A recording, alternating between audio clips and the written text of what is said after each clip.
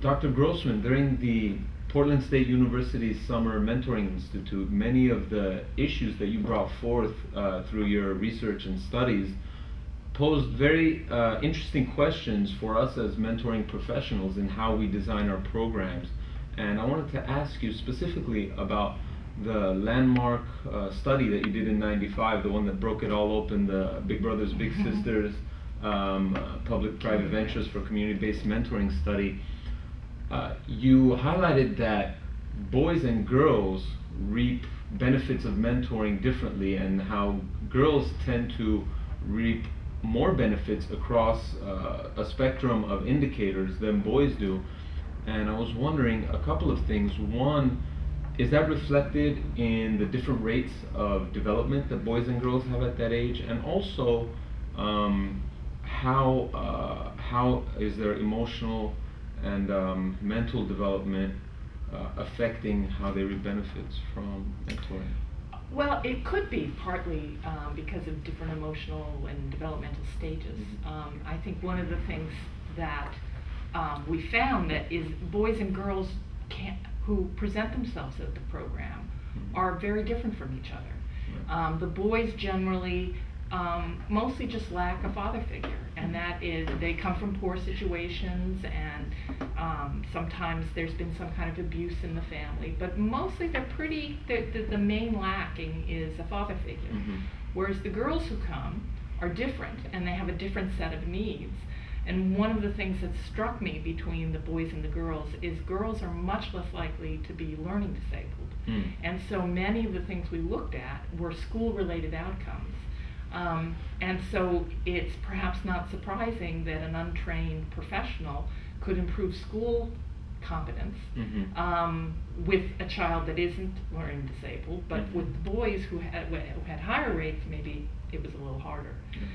It's also the case that girls got matched faster than boys, so the matches were longer. So some part of it could be differential development and how the match worked, but there are these other things that the groups were different, and they also experienced different types of lengths of matches. And presumably the girls were matched earlier because of an abundance of female mentors as opposed to male mentors. Exactly. Right. Okay, so we spent a great deal of time during the whole Summer Institute talking about how different kids benefit differently. So given limited resources in the mentoring movement, both in the United States and Canada and abroad, what messages would you give to mentoring professionals around establishing eligibility criteria for kids? That's a very good question.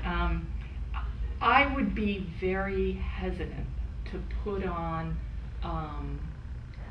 eligibility criteria. And so, for example, related to the earlier question, boys and girls. So let's say we see that boys really, they don't benefit in a lot of different things, different ways, or at least we weren't able to document it. But girls did. But that doesn't mean that boys don't benefit at all. We also know that that children who have previously had a mentor, either natural or formal, benefit more than those who never had. So maybe these boys, we don't know this, but it may be that the boys came with fewer previous matches, mentors, and now you've given them one, so that the next time they'll be doing better. So I think I wouldn't want to say let's not serve someone because it doesn't look like they have a lot of benefits. The other part of that is that, you know, identifying which are the groups that are less affected should, you know, probably prompt. I know our discussions have really prompted people to think, well, what should I be doing, you know, programmatically, or helping those mentors so that the groups that, if you just have your standard program, don't get very benefited, you know, how can we promote that so that they do benefit? Okay. My second question is a follow-up question. You touched on it a little bit in your answer. The Making a Difference in School study talked a little bit about multiple matches and the benefit of multiple matches. You just addressed it a little bit there. I'm wondering if you can say a little bit more about the potential benefits of multiple matches for kids, whether in school or in community. Well, I think there definitely are benefits of multiple matches. I do think one of the things in that study is we found that it was, I think, almost less than half continued on to the second school year. And we measured the beginning of the first school year and the end of the first school year, and then only 3 months into the second school year.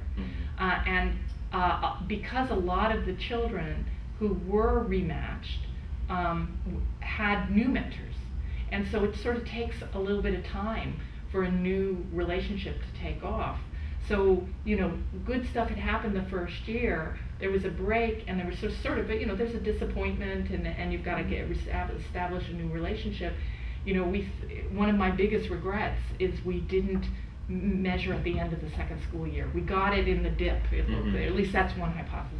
It's possible, though, that the benefits of those matches could be cumulative. Yes, absolutely, absolutely. It could very well. I mean, if the research about having a previous mentor allows you to get more out of that second mentor, you know, it could be the change. You got a 10% change the first year and a 20% change the second year, you know. So it definitely could be not only cumulative but sort of exponential growth. You know, it'd be bigger each year. Right. But we don't know that. Right. Also in the study, you talk about the differences between students, elementary students, elementary school age students having an adult mentor or having a high school student as their mentor, and how the study revealed that the adult mentors seem to have a greater propensity to have a bigger impact, positive impact on the youth. This being the case, with the limited resources that we have, let's say we have a $500,000 grant to implement a mentoring program, and we can choose to either match, let's say, 100 pairs of adult to elementary school student mentoring matches, or high school students being easier to recruit, 200 or 150, 175 high school matches. Which would you recommend? Which way to go for that?